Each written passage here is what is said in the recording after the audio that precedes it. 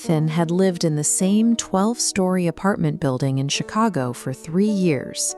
He knew the flickering lights, the emergency exits, and the routine of his late-night shifts at the insurance company. By 11:58 p.m., the rainy streets were empty, and all he wanted was to get past the lobby and into bed. The night security guard, Mr. Harris, didn't look up from his desk, but as Ethan approached the elevator, the old man spoke. "Don't get off if it stops somewhere it shouldn't."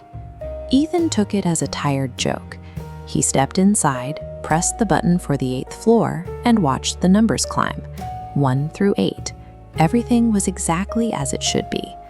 But at 12:13 a.m., Ethan was jolted awake by a chime, a bell from the hallway. He checked the peephole of his front door and saw the elevator standing open. The car was empty. Ethan looked at the control panel inside the open car. Beneath the familiar row of 12 buttons, there was a new addition. A faintly glowing circle, labeled with the number 13. The building only had 12 floors. There was no basement, no attic, and no architectural room for a 13th level. Yet there the button was, waiting. The next night, Ethan made a point to be in the elevator well before midnight. He pressed 8, determined to get inside his apartment and lock the door before the clock turned. The elevator didn't stop. It passed 8, then 12, and kept moving. The display ticked over to 13, and the doors slid open. Outside was a hallway that didn't belong to the building, decorated with rotting wallpaper and a single framed photo. It showed the lobby in 1998. Standing behind the desk was Mr. Harris, looking exactly as he did 30 seconds ago. Then a voice came from the darkness of the corridor. "Ethan Cole?" It was his mother. Ethan slammed the close button, his hands shaking. His mother had been dead for 6 years. The elevator had taken him to a place that shouldn't exist and used a voice he hadn't heard in years to try and pull him out of the car. The next morning, Ethan cornered the guard in the lobby. Mr. Harris admitted he'd been there since 1996, 30 years without aging a day. When Ethan pressed him about the 13th floor, the old man's smile vanished.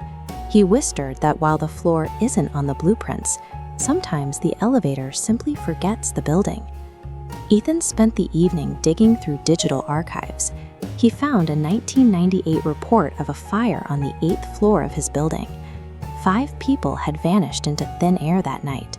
In the list of the missing was a name that made his blood run cold: Sarah Cole, his mother. According to the records, she had disappeared from this building at exactly midnight.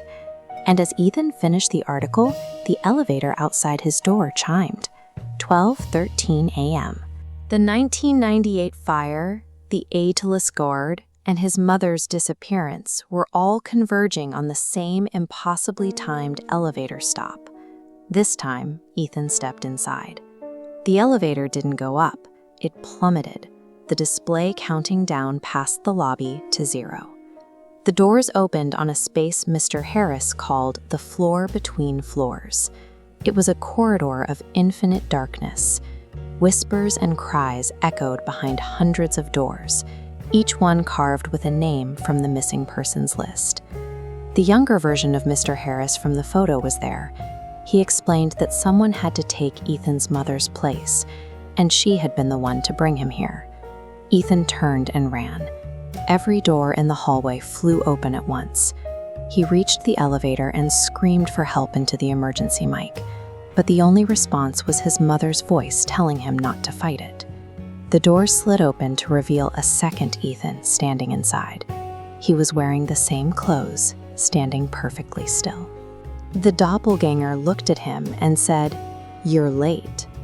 Ethan stared at a perfect mirror image of himself, a version that wasn't trapped in the hallway, but was ready to step out and take his place in the world above. Ethan scrambled through a door marked lobby and collapsed onto the tile. The building was quiet. He checked his watch. Only 1 minute had passed since 12:13. He ran to Mr. Harris, but the guard just pointed at the elevator. In the mirror of the car, Ethan's reflection didn't mimic him. It pointed behind him, where his mother stood waiting in the glass.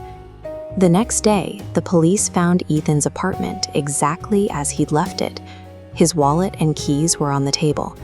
The elevator cameras showed him entering the car at 12:13, but the footage went black for the 60 seconds that followed. The case went cold, but tucked away in the security desk was a photograph taken later that night. It showed Mr. Harris and Ethan standing side by side, both smiling, as the elevator display behind them glowed with the number 13. The building is still full of residents who take that elevator every day. Most of them never notice the 13th button, but every so often the car stops when it shouldn't. If you ever hear your name whispered from a dark hallway at 12:13 a.m., do not step out, because once the elevator doors close, the person who walks out the next day might not be you.